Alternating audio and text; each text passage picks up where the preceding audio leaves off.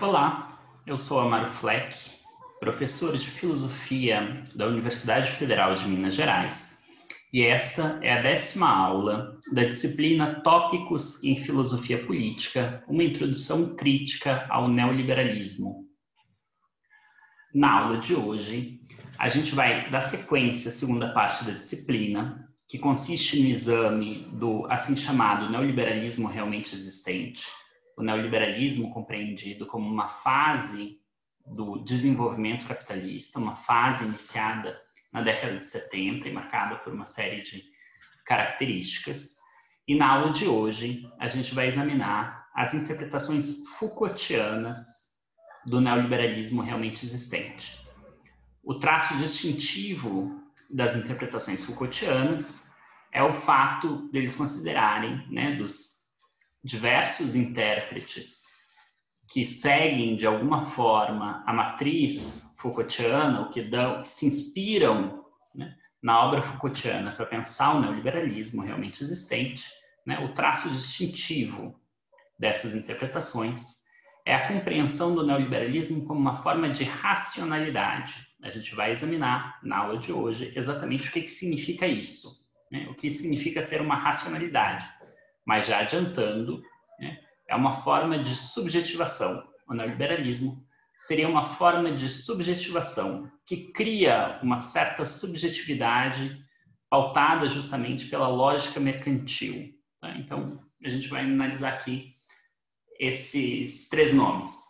Por um lado, racionalidade, por outro, governamentalidade e, por outro, subjetividade, subjetivação. A aula de hoje está dividida em dois momentos. Na primeira parte, a gente vai fazer um rápido panorama, uma breve introdução à biopolítica na obra do Foucault. Isso é, a gente vai tentar analisar aqui em poucas palavras, um tópico que certamente é muito extenso, que certamente é muito complexo, mas a gente vai aqui fazer uma brevíssima introdução, só um rápido panorama do que significa biopolítica para Foucault. Na segunda parte da aula, a partir dessa compreensão prévia do que é biopolítica, a gente vai analisar um artigo de Pierre Dardot e Christian Laval, no qual eles, de uma certa forma, resumem o argumento, ou apresentam de forma mais breve o argumento que está melhor desenvolvido no livro A Nova Razão do Mundo, mas que por uma questão de tempo, de economia de tempo, a gente não vai poder examinar, mas que eu recomendo a todos a leitura. E nesse artigo, os dois autores justamente apresentam essa tese de que o neoliberalismo seria, sobretudo, uma forma de subjetivação. No final da aula, eu vou comentar muito brevemente também algumas das objeções às interpretações Foucaultianas, antes de passar para o resumo e para as referências. Bom, em primeiro lugar, então, o que é biopolítica para Foucault? O Foucault, Michel Foucault, filósofo francês, mais ou menos na metade da década de 70, sobretudo no primeiro volume de A Vontade de Saber, da História da Sexualidade 1, A Vontade de Saber, o Foucault começa a usar a expressão biopoder e biopolítica. Essas duas expressões que estão sempre relacionadas uma com a outra. Notadamente, no livro A Vontade de Saber, na História da Sexualidade 1, tem um capítulo que nos interessa muito, que se chama Direito de Morte e Poder sobre a Vida. E nesse livro, nesse capítulo, o Foucault vai usar a expressão biopolítica para se referir a um dos eixos, a um dos dois eixos do biopoder. Então, o biopoder é uma categoria mais ampla, que é composta por dois eixos. Por um lado, a biopolítica e, por outro lado, o poder disciplinar. Cabe começar, na verdade, o exame pelo outro lado, pelo poder disciplinar, porque ele é, de alguma forma, anterior historicamente à biopolítica. O que é o poder disciplinar? de acordo com Foucault, é um conjunto de técnicas que visam, que almejam a produção de corpos que são dóceis, politicamente dóceis e economicamente rentáveis. Então, Foucault vai analisar uma série de dispositivos, de instituições que visariam essa docilidade do corpo e essa transformação dos corpos em economicamente rentáveis. Que instituições são essas? São as instituições que visam justamente criar disciplinas nesses corpos, ou seja, a escola, o asilo, o hospital, a prisão, a fábrica, né? Dentre várias outras instituições. O que se cria ali é um corpo domesticado, por assim dizer. E isso tudo opera numa escala pequena, né? Ou seja, se trata de uma micropolítica. Essa micropolítica vai adentrar em cada uma dessas instituições para construir esse objetivo de criar corpos politicamente dóceis e economicamente rentáveis. Mas esse elemento micropolítico do poder disciplinar não vai funcionar sozinho. Ele vai precisar de um elemento que lhe complemente. Então, se o poder disciplinar aparece com força no século XVII, a partir do século XVIII, vai aparecer um poder complementar a esse poder disciplinar, que é o que Foucault vai chamar de biopolítica. Se o poder disciplinar opera numa escala micro, a biopolítica vai operar numa escala macro. Se trata de uma macropolítica. E essa macropolítica vai ser entendida, sobretudo, como uma gestão de populações. Então, vamos analisar aqui uma rápida passagem desse capítulo de A Vontade de Saber. Diz Foucault: centrou-se no corpo espécie, no corpo transpassado pela mecânica do ser vivo e como suporte dos processos biológicos, a proliferação, os nascimentos e a mortalidade, o nível de saúde, a duração da vida, a longevidade, com todas as condições que podem fazê-los variar. Tais processos são assumidos mediante toda uma série de intervenções e controles reguladores, uma biopolítica da população. As disciplinas do corpo e as regulações da população constituem os dois polos em torno dos quais se desenvolveu a organização do poder sobre a vida. A instalação, durante a época clássica, desta grande tecnologia de duas faces, anatômica e biológica, individualizante e especificante, voltada para os desempenhos do corpo e encarando os processos da vida, caracteriza um poder cuja função mais elevada já não é mais matar, mas investir sobre a vida de cima a baixo, né? Então ele está aqui comentando justamente uma transformação do poder a partir do século XVII e XVIII, no qual o poder passa a regular a vida, né? E justamente por isso biopoder, porque se trata de um poder que, né, é transpassado pela mecânica do ser vivo, né, e dá suporte aos processos biológicos.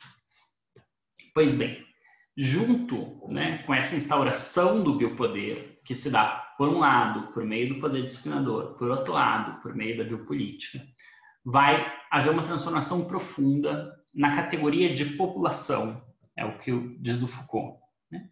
Então, num curso dele, um curso chamado Segurança, Território e População, diz o Foucault sobre essa transformação do conceito de população, né, de categoria de população. Diz Foucault: a população vai parar de aparecer como uma coleção de súditos de direito, como uma coleção de vontades submetidas que devem obedecer à vontade do soberano por intermédio de regulamentos, leis, decretos, etc. Ela vai ser considerada um conjunto de processos que é preciso administrar no que tem de natural e a partir do que tem de natural. O Foucault está dizendo que ao longo aí do século XVII e XVIII, essa categoria de população vai aparecer de forma cada vez mais intensa na discussão pública, na discussão política, e vai passar a ser vista como o objeto que deve ser gerido pelo poder do Estado e do governo. Mas, justamente para a gente entender a ascensão da biopolítica e do poder disciplinar, é preciso entender o que eles, de certa forma, substituem, né? E o que eles, de certa forma, substituem é justamente o poder soberano. Então, eu acho que a melhor forma de compreender o que é o biopoder, né, é justamente pelo contraste com o poder soberano. Diz Foucault, em outro curso do mesmo período, né, todas as citações aqui são da segunda metade da década de 70 do Foucault, o momento da obra do Foucault, no qual ele realmente se dedica a fundo, né, nessa questão do biopoder e da biopolítica. No curso Em Defesa da Sociedade, o Foucault diz: uma das mais maciças transformações do direito político do século XIX consistiu, não digo exatamente em substituir, mas em completar esse velho direito de soberania, fazer morrer ou deixar viver, com outro direito novo que não vai apagar o primeiro, mas vai penetrá-lo, perpassá-lo, modificá-lo, e que vai ser um direito, ou melhor, um poder exatamente inverso, poder de fazer viver e de deixar morrer. O direito de soberania é, portanto, o de fazer morrer ou de deixar viver.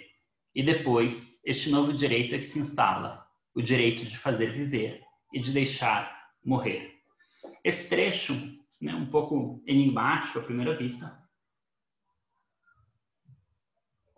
aponta para uma certa inversão que depois o Foucault vai esclarecer bem mais, a saber, né, que o poder soberano, que é o que vigora no começo da modernidade, né, no século XVI, no começo do século XVII, consiste, né, numa relação entre o soberano e os súditos.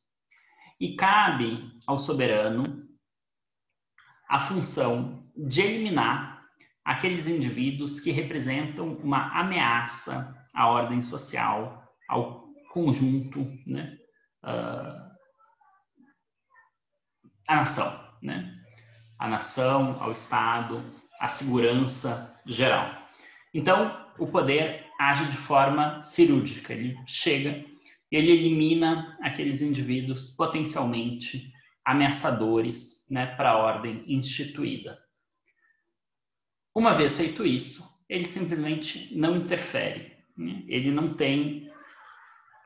evita qualquer intromissão na vida dos indivíduos, na economia dos indivíduos, nas relações dos indivíduos. Ele está ali apenas, né, nessa função de garantir a ordem.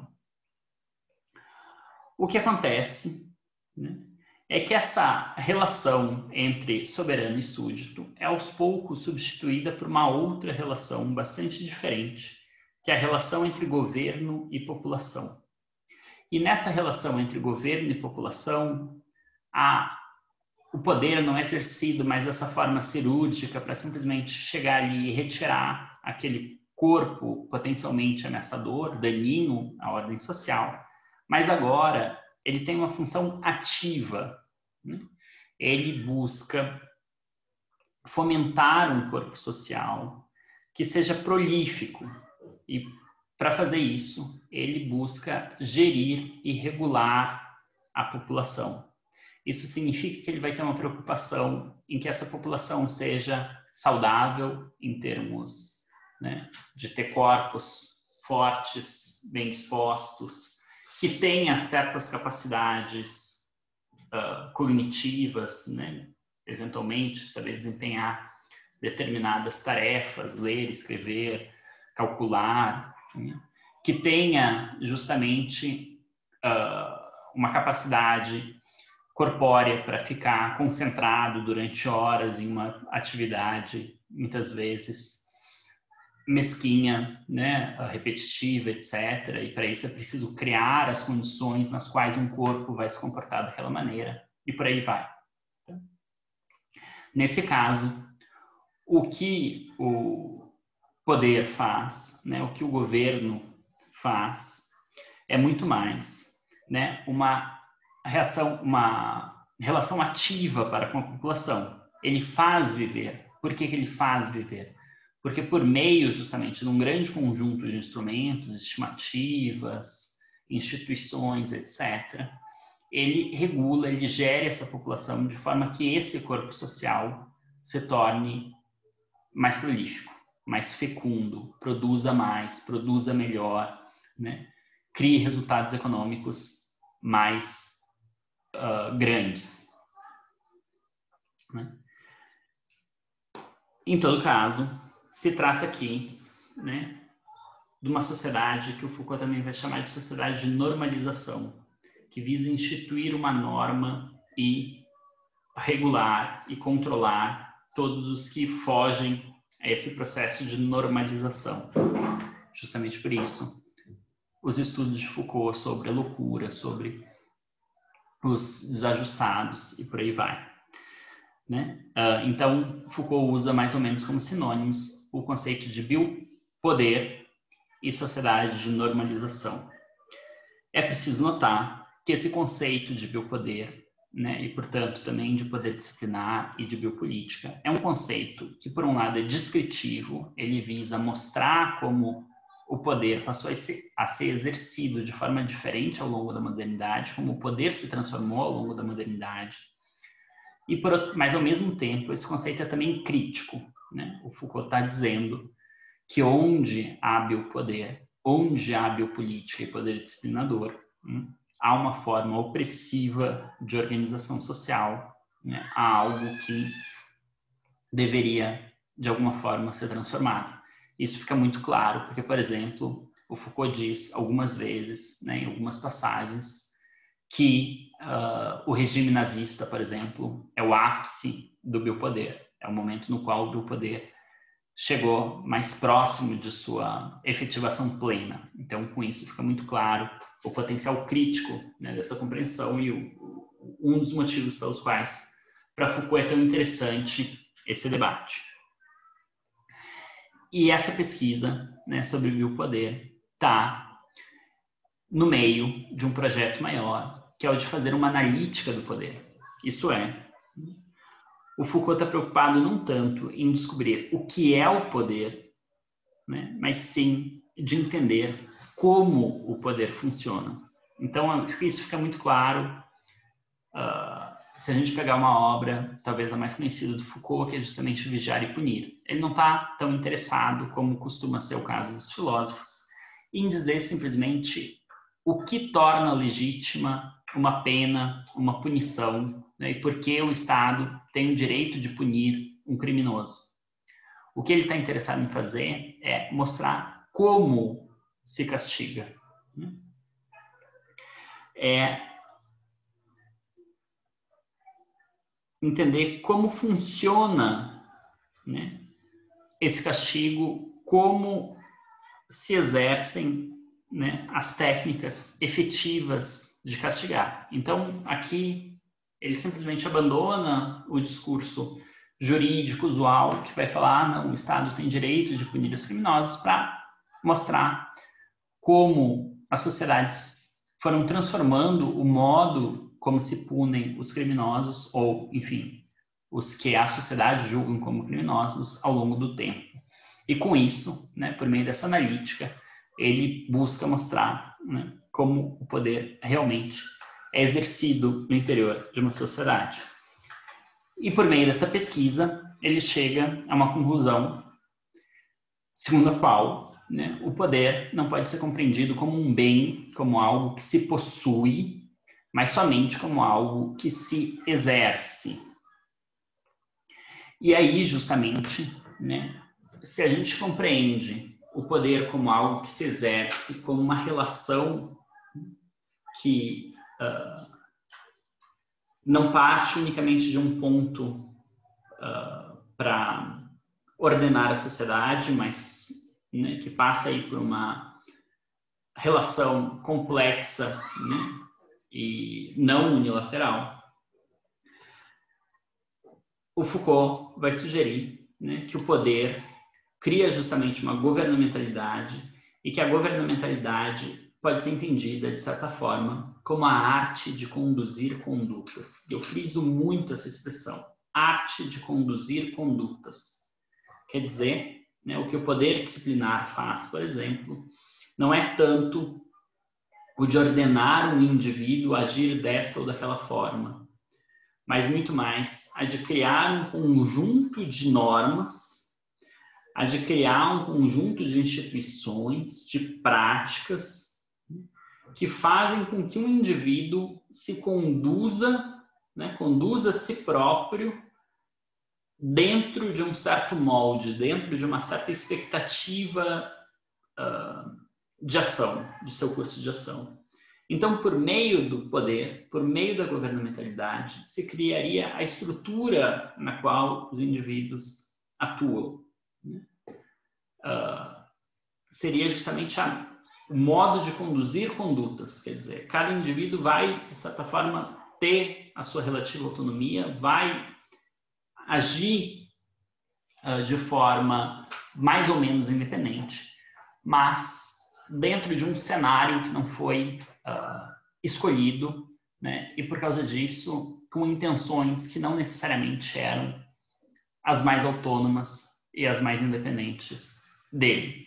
Não, né? Ele vai justamente por meio de ações supostamente autônomas cumprir determinadas funções que são esperadas, né, de forma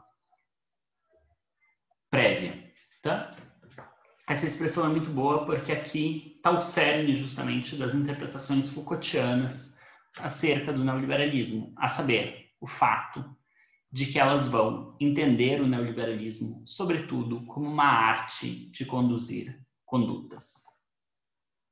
Com isso, a gente passa para o Dardot e Laval, para o artigo do Dardot e Laval, Pierre Dardot e Christian Laval, né? E a gente vai começar a entender o que é o neoliberalismo como uma subjetivação, como uma racionalidade.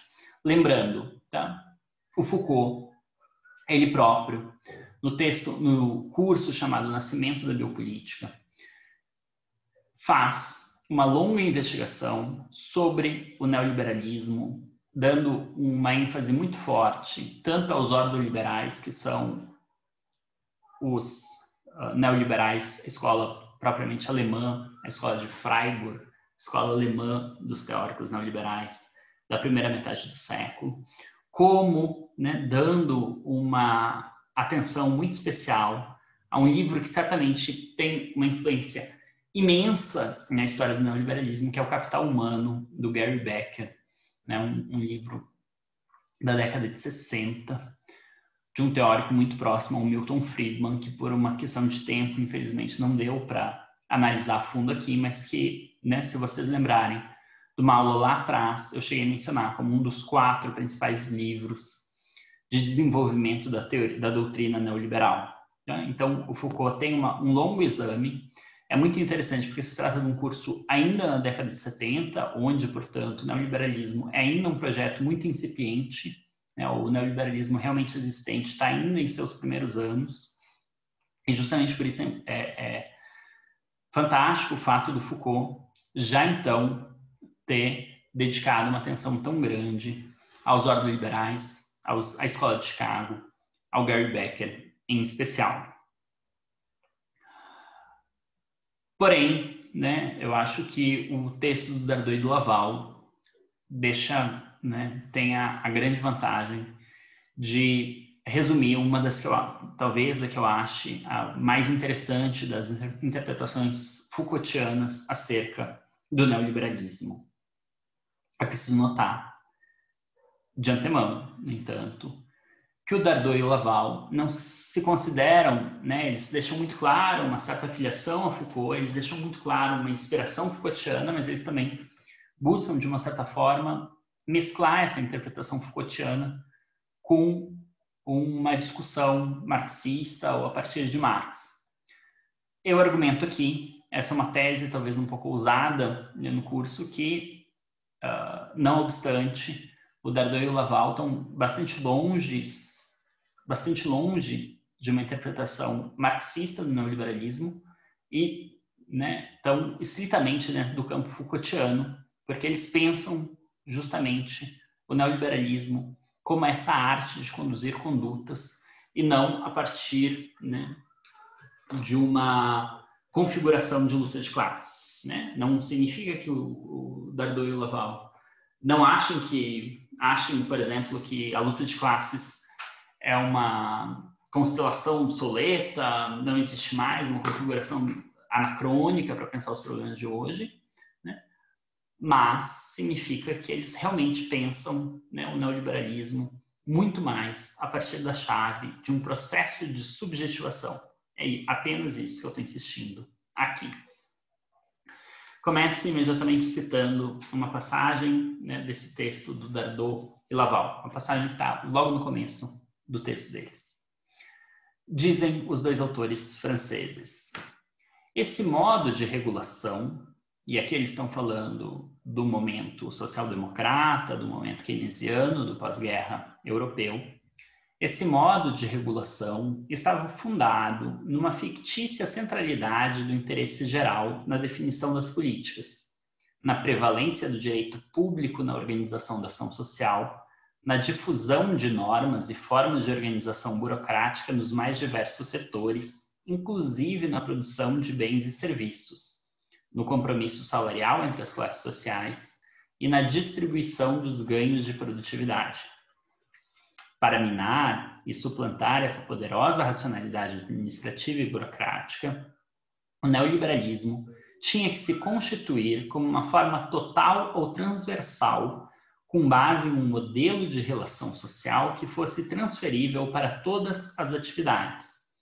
Tudo aconteceu como se a passagem de uma racionalidade a outra nova, em virtude de uma lógica que não é a de mero confronto intelectual, impusesse a essa nova racionalidade que ela viesse a prevalecer, mantendo a abrangência e a simplicidade de sua antecessora. Na verdade, o que estava em questão, muito mais do que a ideologia ou a política econômica, era um sistema eficaz de normas que operasse, desde o início, em termos de práticas e de comportamentos. Fecha citação. Bom, para o Dardot e para o Laval, né, eles vão comentar claramente a seguir, né, que para os teóricos marxistas o capitalismo sempre se expandiu, conquistando novos territórios. E essa conquista de novos territórios pode ocorrer de duas formas. Ou bem pela entrada, né, em lugares onde ainda não está estabelecido um mercado capitalista, e, portanto, né, onde não há um mercado capitalista, chegam, né, se instalam, se instituem novos mercados, ou bem pela invasão ou pela entrada, né, de mercados, de relações mercantis em áreas que não eram, em áreas da vida social que não eram até então mercantis.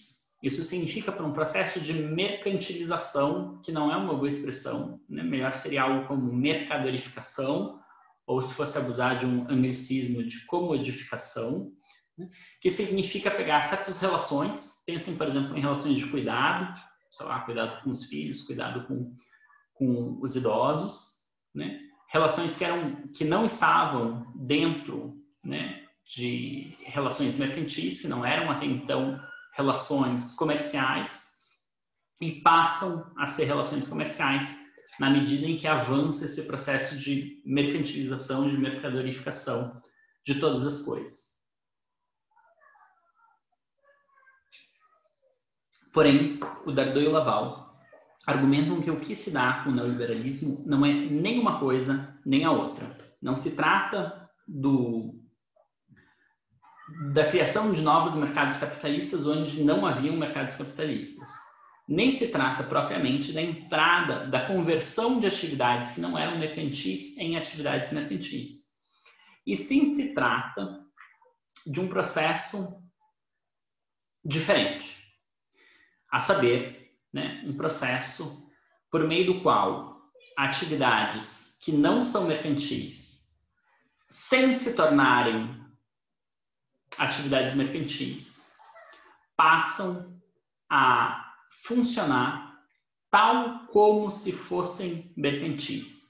Isto é, há uma exportação da lógica de funcionamento dos mercados para regiões, né, para áreas da vida social que não são mercantis, que não criam mercadorias, que não criam produtos vendáveis, mas que passam a operar como se criassem, como se fossem mercados. Então, o conceito-chave aqui que vai aparecer bem mais para o final do texto é quase mercados, né? Se criam diversas instituições que funcionam como, que passam a funcionar como quase mercados, né? Não são relações mercantis, não geram lucro, mas passam a operar como se fossem relações mercantis e como se gerassem lucro. Isso fica claro nessa passagem. Cito Dardot e Laval novamente. O capitalismo não cresce simplesmente porque conquista novos territórios, submete populações cada vez maiores, transforma em mercadoria todos os frutos da atividade humana. Certamente, este é um modo clássico de acumulação capitalista, tal como foi analisado por Marx, Rosa Luxemburgo e Hilferding. Mas o capitalismo cresce também de outra maneira, a qual, mesmo sendo quase sempre esquecida, não é menos poderosa, a da difusão social de um sistema de regras de ação. Sob seu controle, os instrumentos de política pública herdados da gestão social-democrática e keynesiana tornaram-se, paradoxalmente, alavancas para transformar, de dentro, a lógica de funcionamento da ação pública em função de uma mudança profunda da sociedade. Por isso, é perfeitamente inepto pensar essa transformação nos termos convencionais, como se viesse para limitar a intervenção governamental. Ela não vem para limitá-la, mas, em certo sentido, vem para estendê-la, ou melhor, vem para transformar o Estado e para expandir a lógica do mercado, né? Friso aqui, lógica do mercado, né? Que passa a transformar o Estado, porque o Estado vai começar a operar para fomentar essa lógica do mercado e vai passar a funcionar ele próprio a partir dessa lógica de mercado. E aqui se trata, né, de uma expansão que não é tanto a de criação de novos mercados, mas de a imposição de um sistema de regras de ação. Notem aqui uma certa semelhança já com a arte de conduzir condutas.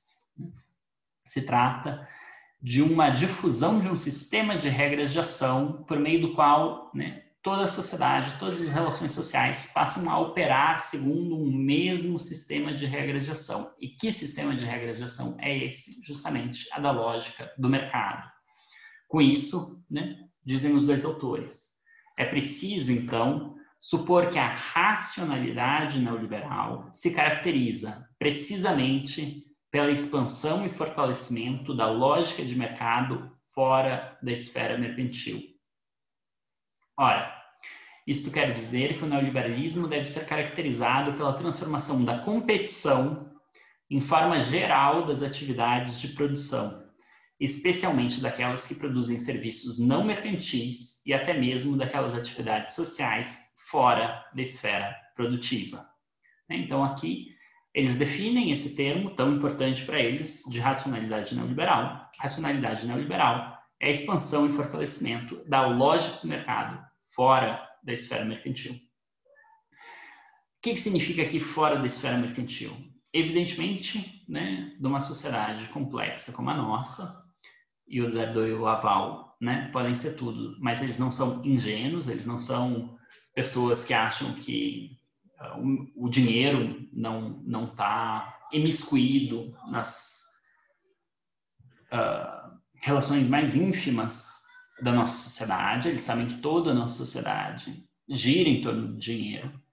Não obstante, eles notam, né, que há formas de relações econômicas que não são exatamente mercantis. Por exemplo, né, se a gente pega uma instituição como o Sistema Único de Saúde no Brasil, ou como as universidades públicas as universidades, tanto as estaduais, USP, UENG, né, UERJ e tantas outras, quanto, né, as federais, caso na nossa UFMG, né, elas, obviamente, são perpassadas, né, de cabo a rabo por dinheiro, né, todas as relações no interior dessa universidade são mediadas pelo dinheiro, mas ainda assim elas não produzem lucro, elas não geram lucro, né? Elas, para usar a expressão bem marxiana, elas não geram mais valor, né? Nenhum mais valor é gerado no Sistema Único de Saúde. Ele não opera por meio da produção de mercadorias. Que mercadoria o SUS produz? Que mercadoria a universidade produz? Bom, é claro que há, né, nas franjas da universidade, a produção de mercadorias, o fomento de startups e tudo mais, né? Mas se a gente pensa, sobretudo no modelo clássico da universidade brasileira, né, ela não produz uma mercadoria. A relação, né, entre um professor e um aluno, assim como a relação entre um médico e um paciente no SUS, não é a relação entre um vendedor e um cliente. O professor não está aqui vendendo um serviço e o médico não está vendendo um serviço, no caso do SUS. Tá? Então, aqui se trata de uma relação que está fora da esfera mercantil. Fora da esfera mercantil porque não se trata, né, de uma venda de um serviço, porque não se trata de da produção de mais valor ou da produção de lucro, né? Se fossem, né, se o SUS, se todo o mercado brasileiro funcionasse a partir do modelo do SUS, não haveria mercado, em primeiro lugar, né? É disso que se trata.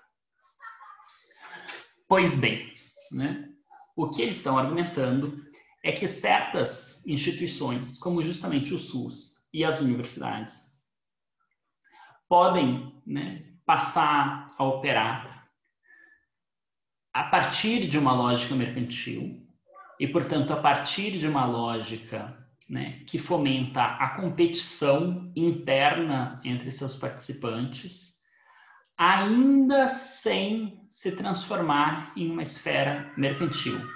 Isso não significa propriamente uma privatização, tá? No sentido, olha, o SUS vai ser privatizado, esses hospitais vão passar a ser privados, as consultas vão passar a ser vendidas e, portanto, essa relação entre o doutor, né, o médico e o paciente vai passar a ser uma venda de um serviço, né, uma prestação de um serviço por meios mercantis, né, de forma que ali se trata, né, de uma mercadoria, a consulta que está sendo vendida.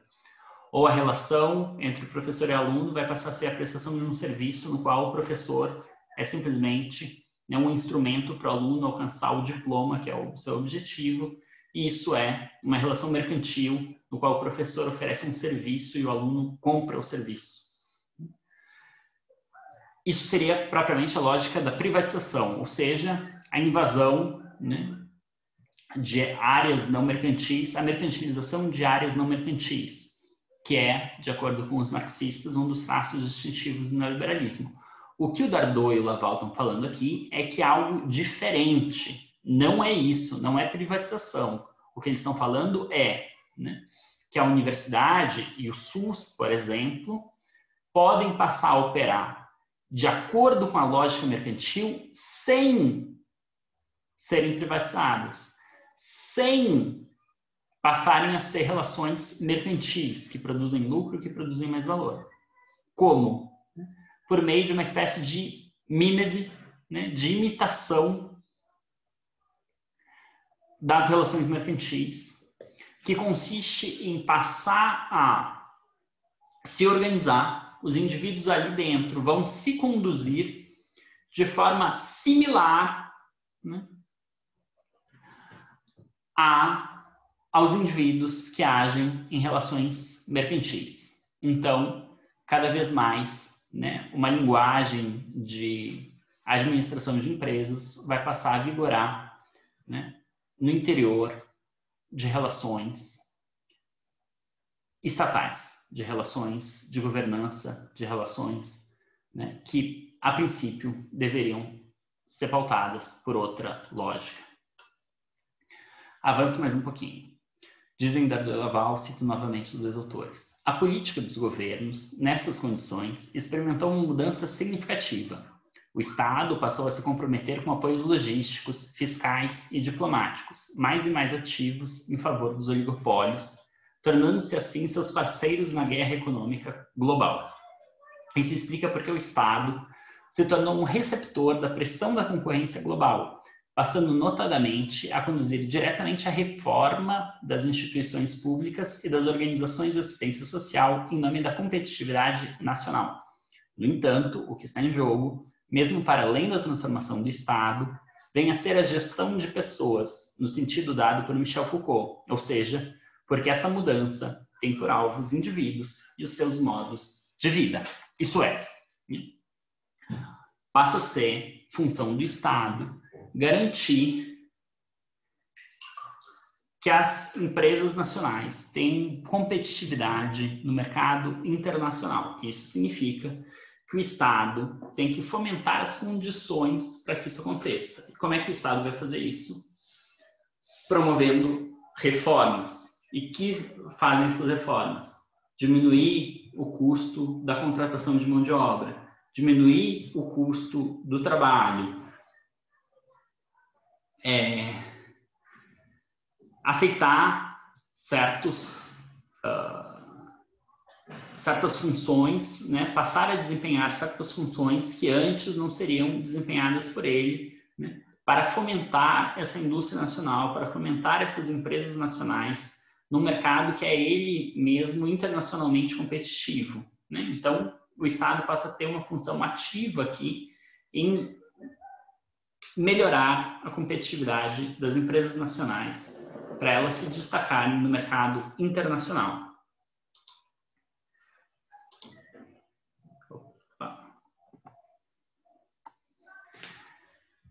Novamente os dois autores. Quando a situação não é espontaneamente de mercado, convém criar uma situação concorrencial no interior e no exterior da atividade em questão.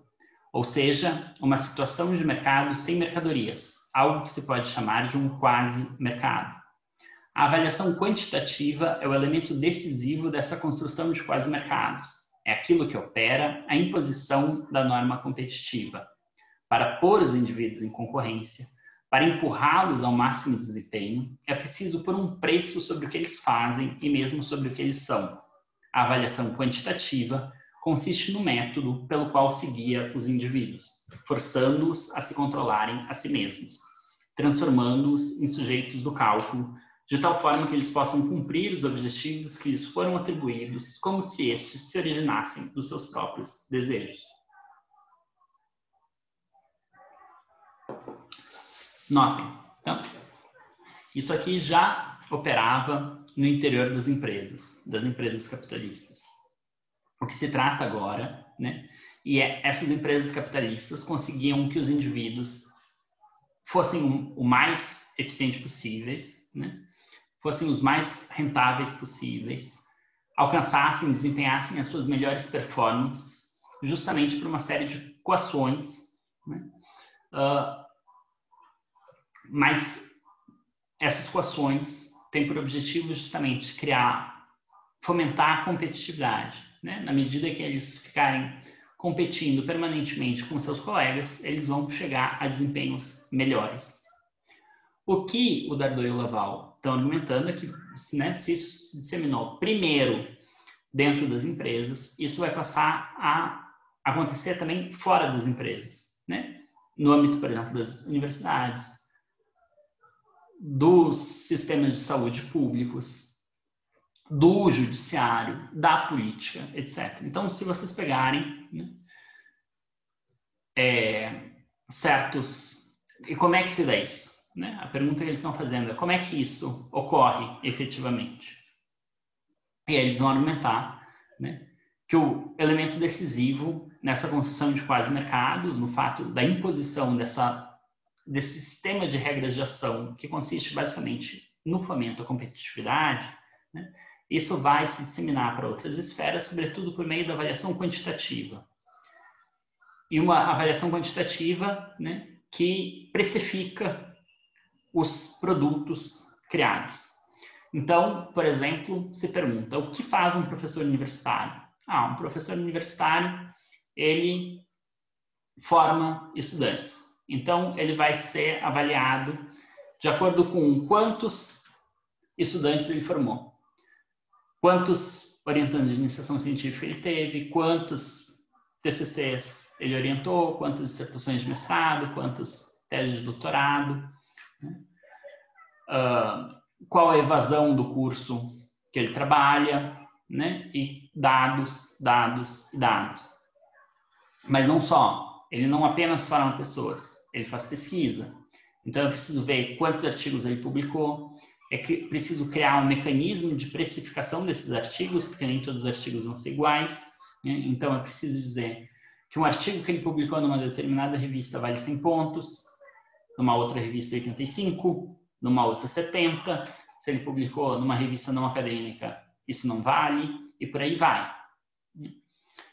E essa competição vai servir não apenas para, né, o progresso na carreira de um professor, mas também, né, para a criação de centros de excelência, no sentido de que, bom, um departamento no qual todos os professores são altamente produtivos vai ganhar nota 7, portanto, vai ter bolsas, vai ter verba para pesquisa, vai ter diversas vantagens que só são dadas àquele conjunto de professores que trabalham junto, né, e mantêm todos eles desempenho, né, performances excelentes, excepcionais. Isso cria um mecanismo de rivalidade e competição entre os professores, porque todos os professores têm que produzir acima de uma determinada média, mas também entre os programas de pós-graduação, porque cada programa vai competir para ser o melhor programa, para ter mais verbas, mais bolsas, né? E concomitantemente mais pesquisas. Por meio disso, né, justamente se cria esse mecanismo, se fomenta um mecanismo de competição onde esse mecanismo não operaria de forma espontânea, né? Espontaneamente não se precisaria criar isso, não se precisaria ter uma competição. E o mesmo se diz entre os estudantes, porque também os estudantes passam a competir entre si por recursos escassos, né? Mas recursos que se decide justamente distribuir de forma a fomentar essa competição e não, né, de outros modos. Por exemplo, se existem, digamos, sei lá, 10 mil reais para dividir entre 20 bolsistas, entre 20, sei lá, indivíduos que estão cursando um determinado curso, se poderia pensar justamente em dividir igualmente e tentar fazer o possível para que todos chegassem a bom termo. Mas não, né? Aqui se cria mecanismos de competição, que significa se falar, não, esses 10 mil reais vão ser divididos na forma de 5 bolsas de 2 mil pessoas, de 2 mil reais, e, né, vai se criar, e essas 5 bolsas, portanto, vão ser dadas àqueles indivíduos que tiverem os melhores desempenhos. E aí os indivíduos começam a competir para ter as melhores notas, as melhores publicações, etc., para conseguir ter acesso a esses recursos. Então, significa, é uma forma de fomentar a produtividade, né? É uma forma de fomentar esses desempenhos excepcionais. Uma coisa similar acontece no sistema público de saúde, né? Os médicos, enfermeiros, etc., passam a ser, né, classificados e avaliados a partir da quantidade de alunos, de consultas que eles fizeram e por aí vai, né? Os juízes, a partir da quantidade de processos que eles julgam. Os políticos, a partir da quantidade de projetos de lei que eles aprovam, como se isso fosse em si algo bom, quer dizer, como se um país devesse ter muitas leis e como se isso fosse uma vantagem. Não. O Congresso Nacional foi altamente produtivo porque ele aprovou 17 mil leis. Bom, isso evidentemente é uma coisa completamente bizarra, né? Porque cria uma disfuncionalidade no qual há leis para tudo, no qual as pessoas passam a estar mais interessadas em simplesmente criar leis do que propriamente em pensar como melhorar a vida social. Então, se trata aqui de criar um mecanismo de quase mercado, né, de relações que não são mercantis passarem a operar como se o fossem. Peço perdão que eu tinha pulado dois slides, eles passaram para frente quando eu tentei voltar, então retomo um pouco para trás. A forma como se coloca a questão, né? Cito novamente W. Laval, eis que a grande questão prática do neoliberalismo vem a ser como dobrar os sujeitos à sua norma, todos os sujeitos, incluindo-se aqueles que não se sentem diretamente a pressão do mercado em seu trabalho, como fazer os indivíduos internalizarem a pressão externa da concorrência de modo a fazê-los adotá-la como norma de subjetividade. A novidade do neoliberalismo consiste precisamente em que ele busca uma homogeneização que funciona para além da divisão entre o mercado e o não mercado, por meio da imposição de um padrão de relações sociais em todos os níveis da existência individual e coletiva, no comportamento econômico e na relação do indivíduo consigo mesmo, isto é, no âmbito mais global e no âmbito mais íntimo. Uma mesma forma relacional agora tende a prevalecer. Então, o que eles estão argumentando? Eles estão argumentando que antes a nossa sociedade funcionava a partir de vários sistemas de regras de ação que conviviam entre si, né? Ou seja, haviam várias formas de conduzir condutas. Havia uma dentro das relações mercantis, havia outra fora das relações mercantis, né? Relações de trabalho, aqui se a gente especificar apenas, e que agora há uma espécie de unificação, no qual as relações mercantis não convertem as outras relações em relações mercantis. Continuam havendo relações diferentes, mas todas passam a operar como se fossem relações mercantis, também as não mercantis. Esse é o aspecto central aqui da argumentação deles. Mais uma citação. Deve-se acrescentar ainda o seguinte, como fator competitivo mais importante hoje é o capital humano, né, justamente o conceito que dá título ao livro do Gary Becker, a formação do indivíduo, o seu desenvolvimento pessoal dentro e fora da empresa, a sua subjetividade no trabalho fora dele, ele também deve ser remodelado de acordo com o princípio da concorrência. Ademais, este é mesmo o ponto mais insistente do discurso neoliberal, aquele que lhe parece, na prática, o mais difícil de ser alcançado. É preciso fornecer ao sistema econômico indivíduos bem adequados à guerra comercial generalizada, isto é, capazes dos melhores desempenhos.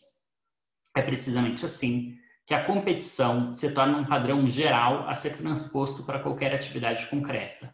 Não são apenas estas ou aquelas atividades concretas que devem se realizar em condições de concorrência, mas sim todas as atividades humanas, mesmo as mais remotas, em relação ao mercado mundial. Todas agora devem operar perfeitamente de acordo com a lógica da competição. Então, se trata aqui, de novo, né, dessa arte de conduzir condutas. O que faz o neoliberalismo? O neoliberalismo, o aspecto decisivo, o aspecto distintivo do neoliberalismo seria pegar, isolar uma forma de conduta específica das relações mercantis e expandir essa forma de conduta para todas as relações humanas. Então, a competição que antes, e a competição de um determinado tipo, a competição mercantil, que antes operava apenas dentro dos mercados, né, onde havia concorrência, essa competição passa a ser a relação fundamental, né, a relação que vira a matriz de todas as relações humanas. Como ela faz isso? Justamente pelo processo de quantificação e precificação, mesmo onde não há mercado, não há relações mercantis. Isso gera aquilo que eles vão chamar de uma subjetividade financeira e contábil, nas palavras dos autores. Em que consiste tal subjetividade financeira e contábil? Trata-se de governar os indivíduos de forma mais eficaz, de fazê-los produzir mais e mais, abandonando os velhos procedimentos administrativos quando eles passam a ser considerados ineficazes. O novo modo de governar consiste em passar de um comando jurídico e administrativo, suspeito de tornar as pessoas passivas e dependentes, para uma lógica econômica baseada na concorrência e na incitação material, que supostamente faz das pessoas sujeitos mais ativos, mais autônomos na busca de soluções melhores, mais responsáveis pelos resultados de seu trabalho. Fazendo uso de métodos de gestão padronizados, a subjetivação contábil dos assalariados consiste em codificar a sua atividade, em quantificar os seus resultados, em fixar pontuações ou objetivos numéricos para serem cumpridos durante a realização do trabalho.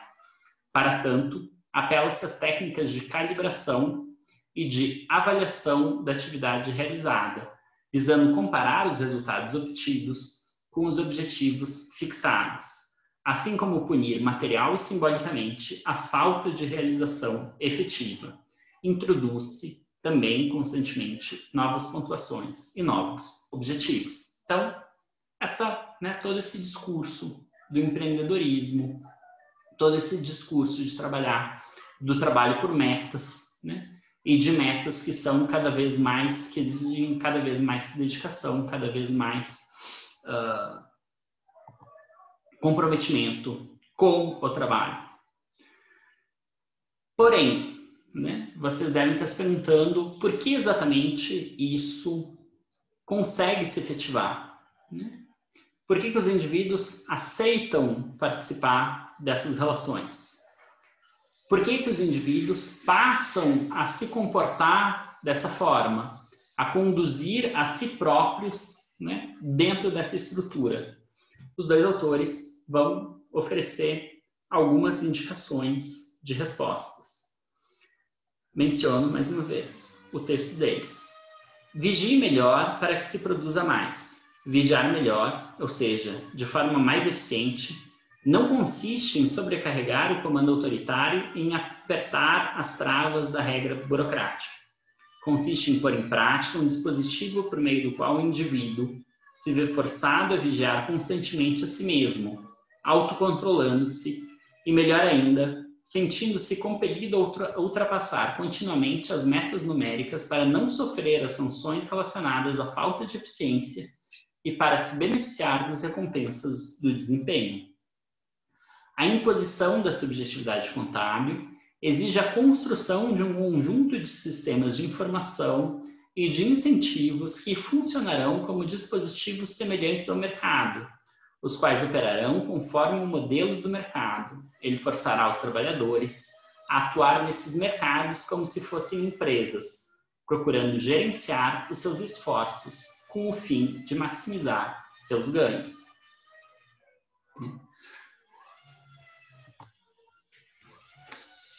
Para atingir este fim, duas forças são fundamentais. A primeira delas é a da rivalidade. Faz os assalariados competirem entre si para incentivá-los a apresentar desempenhos melhores. A segunda força é o medo. E esse temor é principalmente aquele de vir a ser mal avaliado por seus superiores. Com efeito, este modo de governo propicia a hierarquia gerencial, instrumentos de controle muito precisos, meios disciplinares bem individualizados. Então, portanto, por que os indivíduos aceitam conduzir as suas próprias condutas dentro dessa estrutura? Basicamente, né, porque eles passam a operar por meio da rivalidade com seus colegas, né? Então, uma empresa não é mais marcada por uma relação de colaboração entre os funcionários, assim como um departamento universitário ou um hospital público, por exemplo, não é mais marcado, né, pela colaboração entre seus funcionários, mas cada vez mais por uma rivalidade interna, no qual cada um tem que desempenhar funções, né, os performances incríveis para assegurar recursos, né? Mas isso também só vai funcionar, em especial porque há, né, o medo do desemprego em especial, né? Se tu não atingir a pontuação pré-determinada, se tu não realizar aquelas metas, seja por quais forem os motivos, né? Isso vai acarretar numa possível demissão, né? Ou, nos melhores casos, numa espécie de estagnação na carreira que vai impedir o crescimento. E aí, né, partindo para a conclusão, o que, né, essa forma de ação faz, né, o que essas regras de ação criam elas fazem algo melhor, produzem uma nova subjetividade, uma subjetividade contábil dedicada à própria exaustão. Toda a arte de persuasão da administração consiste em fazer com que as pessoas acreditem que este novo regime competitivo é desejado pelos assalariados, que lhes é favorável, pois melhor reflete uma sociedade de indivíduos. Contudo, ao contrário do que pretendem os apologistas da concorrência, esta última não se identifica com o desejo ilimitado de uma escolha por si mesmo, mas vem a ser a restrição de ter que escolher em uma situação que não foi ela mesma escolhida. Numa situação em que o mercado é forçado, é-se obrigado a participar dele. Publicar ou perecer, a máxima que vale para os pesquisadores, é uma tradução setorial do vender ou morrer, que vale no mercado de trabalho. Em outras palavras, a lógica da situação consiste em naturalizar o que é politicamente construído, em fazer os sujeitos pensarem eventualmente que o regime de concorrência é um funcionamento natural. Aqui fica claro o objetivo do Dardot e do Laval, né? Eles querem justamente desnaturalizar o que é politicamente construído e mostrar que isso é o resultado, né, de uma certa construção política que passa a vigorar em determinadas relações de poder, né? Mas com isso eles apontam justamente para o fato de que o neoliberalismo seria, sobretudo, uma forma de subjetividade, uma racionalidade, né, que institui uma forma de comportamento, um modo de comportamento. Pois bem, com isso a gente chega ao fim das interpretações Foucaultianas, mas antes de passar para o resumo, eu queria só comentar algumas possíveis objeções, tá? De forma bem rápida e panorâmica. A primeira delas diz respeito apenas ao Foucault.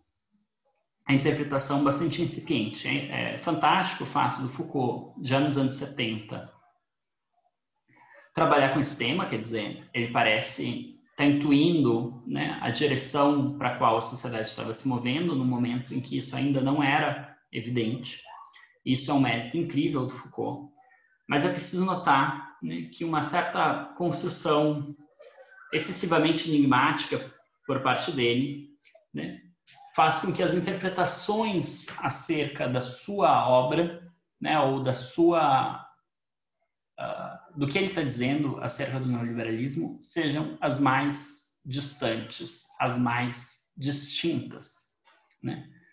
Há autores, digamos, por assim dizer, de direita, simpáticos ao neoliberalismo, que leem Foucault como um apologeta do neoliberalismo, porque ele seria, de certa forma, participaria de uma certa estadofobia,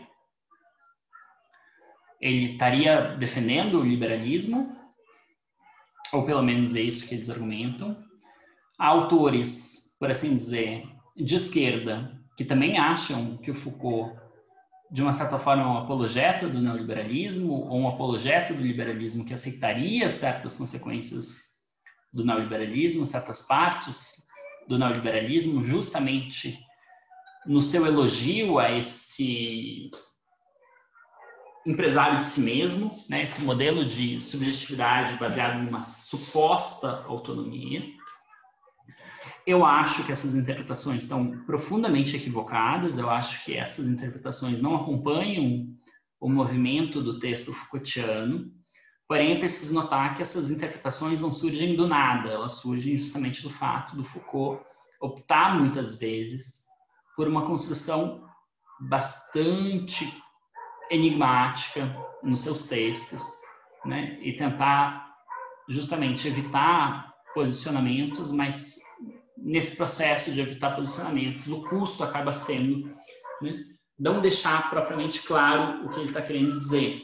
E isso faz com que as interpretações sejam as mais distintas, né? Desde quem veja na obra do Foucault uma crítica radical ao neoliberalismo como uma forma, né, de conduzir condutas profundamente opressivas, é o caso da Deuil-Laval, é o caso das interpretações que eu considero as mais interessantes da obra Foucaultiana no que diz respeito ao neoliberalismo, né? Como um exemplo dos mais claros do que é uma biopolítica, porém, né, é preciso notar que elas não são as únicas. Agora, né, é preciso notar também, né, que uma objeção comum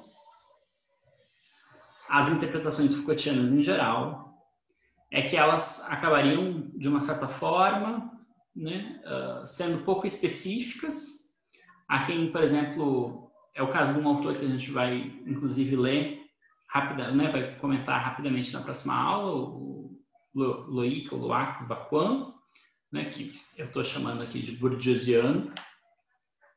Ele vai comentar, né, que vai aproximar as interpretações Foucaultianas acerca do neoliberalismo das interpretações weberianas do capitalismo, para mostrar como, de uma certa forma, a partir, sobretudo, da Ética Protestante do Espírito do Capitalismo, do Max Weber, para mostrar o quão inespecíficas são essas observações do Foucault, né, de como, de certa forma, elas já estariam presentes para analisar momentos muito distintos do capitalismo, né, a partir justamente do que seria uma ética, né, um modelo de comportamento, mas que isso, de acordo com Vacuan, explica muito pouco. Por fim, né, tratando especificamente da Deuil-Laval, esse texto eu acho muito interessante, eu acho que ele esclarece muita coisa, mas ele também tem um certo ponto fraco, e o ponto fraco é, a meu ver, tá? Um julgamento, uma acusação aqui, uma objeção que eu mesmo estou construindo, e estou construindo aqui de forma bastante na base de tentativa e erro. Eu pelo menos não encontrei isso ainda por escrito, mas eu queria aproveitar e fazer essa especulação aqui com vocês. O Dardot e o Laval, eles vão apontar, né, para o traço distintivo do neoliberalismo ser justamente a extrapolação da lógica mercantil para fora do âmbito mercantil. E por causa disso, eles vão focar muito em esferas não mercantis que passam a operar como se fossem mercantis. Esferas não mercantis, né, que no texto deles aparecem algumas vezes justamente como uma especulação surgida a partir, né, de uma reflexão sobre a sua própria área de atuação, ou seja, a universidade. É evidente, né, eu concordo inteiramente com eles, de que esse é um processo determinante, né, da transformação das universidades nas últimas décadas. Esse é um processo em curso, esse é um processo muito significativo, não apenas para a universidade e para a educação, mas para a sociedade como um todo. Não obstante, eu não sei se eles não estão exagerando aqui a sua perspectiva, né, o fato, né, a sua vivência, para caracterizar toda uma época social. E quando eu digo isso, eu digo especificamente o fato de que também dentro das empresas, né, dentro das relações mercantis, houve transformações profundas, né, com a disseminação do neoliberalismo, da fase neoliberal das sociedades capitalistas. Isso significa que também, né, houve uma transformação radical na forma, né, dos indivíduos conduzirem condutas no interior das empresas. Se a gente comparar, por exemplo, empresas do capitalismo fordista aí dos anos 40, 50, 60 e do capitalismo neoliberal dos anos 90, 2000, 2010. Se a gente comparar no interior das empresas, a gente vai perceber que essa forma, né, como eles descrevem no funcionamento, só ocorre também no capitalismo neoliberal. O capitalismo fordista, também no funcionamento das empresas, era radicalmente diferente. Pois bem, mas se era radicalmente diferente, então o traço distintivo não é a extrapolação dessas relações para fora da esfera mercantil, mas sim uma transformação no interior dessas próprias relações. E aqui eu diria que, né, eles acabam dando pouca atenção para o que acontece no interior das empresas, né? Nessa transformação que cria a forma, que acirra a competição entre os funcionários no interior da empresa. Então, se vocês pegarem, por exemplo, né, boa parte das empresas, os funcionários vão trabalhar por metas. Eles têm que atender tantos clientes, eles têm que vender tantas mercadorias, eles têm que atender tantas mesas, no caso de bares, gerando muitas vezes situações disfuncionais, né? Todo mundo já deve ter passado pela experiência, no qual, né, foi atendido por mais de um vendedor e sem querer, né, acabou aceitando que outra pessoa mostrasse um produto quando já tinha um vendedor e daqui a pouco eles estão brigando, ou a mesma coisa com garçons num bar, né? Isso porque, né, cada um tem metas a cumprirem e para isso precisam, né, estar constantemente em rivalidade com outros, assim como o fato de muitas vezes um vendedor simplesmente chegar, né, e tentar dar conta de um número de clientes que ele não consegue, porque justamente ele precisa urgentemente, né, bater determinadas metas. Pois bem, isso mostra disfuncionalidades, mas isso mostra como essas transformações aconteceram no interior da própria esfera mercantil. E é isso, né, que, lendo Dardot e Laval, parece, né, pouco notado, parece pouco desenvolvido na obra deles, né? Isso parece como se o distintivo do neoliberalismo fosse simplesmente a criação de quase-mercados onde não há mercados. Isso é verdade, existe, eles são muito sagazes em apontar para esse aspecto. Porém, eles parecem menosprezar as mudanças operadas no interior da própria esfera mercantil. E isso se deve, de uma certa forma, a um viés. O fato, acho, é que eles dão atenção demais ao que está acontecendo na universidade e sobrevalorizam esse processo. Em resumo, e com isso finalizo a aula, as interpretações Foucaultianas sobre o neoliberalismo realmente existente o compreendem como um projeto de subjetivação financeira e contábil, uma forma de condução de condutas como uma racionalidade. Autores como Pierre Dardot e Christian Laval enfatizam que uma relação social específica, a competição mercantil, passa a servir de matriz para todas as demais relações sociais. Torna-se, assim, o sistema de regras de ação predominante, o mesmo universal, de modo que os indivíduos passam a atuar tal como se estivessem em uma competição mercantil, mesmo quando não estão produzindo mercadorias, comprando ou vendendo coisas, quando não estão inseridos no mercado. Em outras palavras, a racionalidade neoliberal consiste na expansão e fortalecimento da lógica do mercado para fora da esfera mercantil. Isto acarreta, por um lado, em uma transformação profunda do Estado, que passa a ser um parceiro a fomentar a competitividade nacional. Por outro, em uma criação de quase-mercados, por meio da codificação de suas atividades, da avaliação quantitativa, da precificação, da rivalidade com os colegas e do medo da demissão e do desemprego, os indivíduos interiorizam a pressão social e controlam a si mesmos, cumprindo os objetivos da empresa como se fossem os seus próprios desejos, naturalizando aquilo que é politicamente construído. Para a elaboração da aula de hoje, foram consultados este artigo do Pierre Dardot e do Christian Laval, Neoliberalismo e Subjetivação Capitalista, e 4 obras do Michel Foucault, Nascimento da Biopolítica, Segurança, Território e População, Em Defesa da Sociedade e a Vontade de Saber. Até a próxima aula.